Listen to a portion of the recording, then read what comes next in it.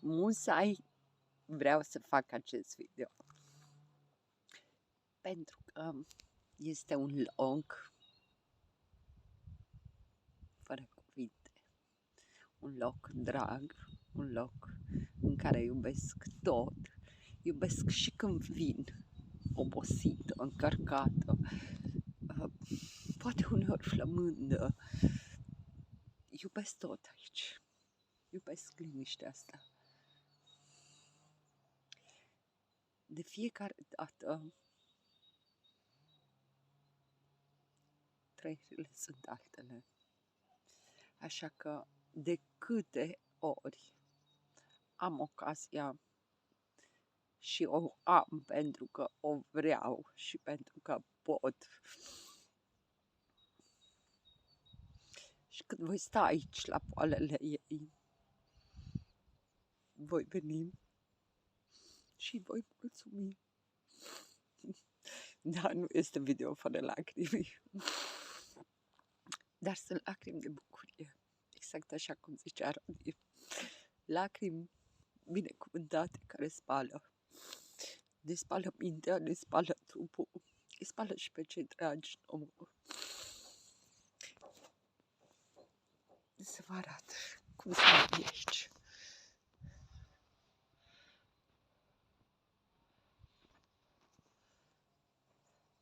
Măcar o parte să trăiți și voi din ceea ce trăiesc eu când vin aici. Și mai ales astăzi. Bine, tot timpul, dar astăzi chiar se deschid niște canale energetice foarte puternice. Dar ele se deschid. Se deschid pentru cei care se deschid. Dacă ești în cușca ta și vrei să-ți speli inima, Maica Domnului și Fiul ei te așteaptă mereu cu brațele deschise. Nu contează cine ești, nu contează ce ai făcut, nu contează nimic.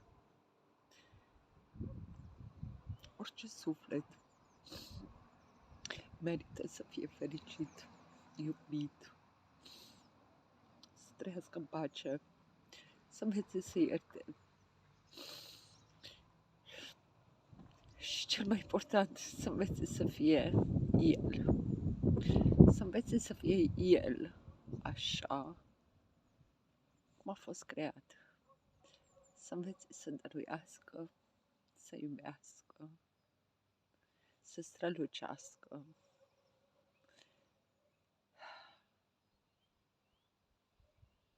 Nu pot decât să-mi pun mâna pe inimă și să-i mulțumesc.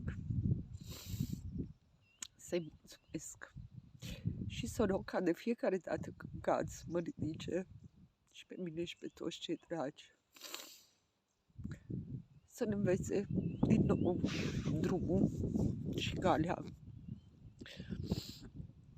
Să ne șteargă lacrimile, să ne pună zâmbetele.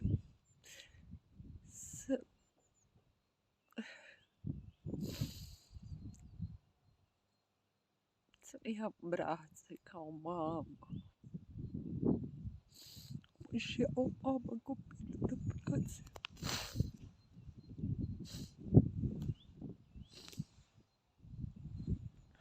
Și mi-am propus să nu plâng, dar nu pot. Asta faci tot timpul când trăiești cu adevărat. Plângi, zâmbești. Dacă nu plângi, nu poți nici să râzi din tot sufletul. Așa că plângi de câte ori îți vine să plângi.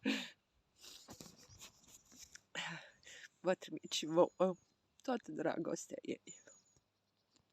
Și de câte ori nu contează. De fiecare dată este altfel. Și de fiecare dată tu te duci altfel. Te întorci altul. Îi lași durerile și ți iei puterile și altă putere și asta putere tot timpul și o pace și o smerenie.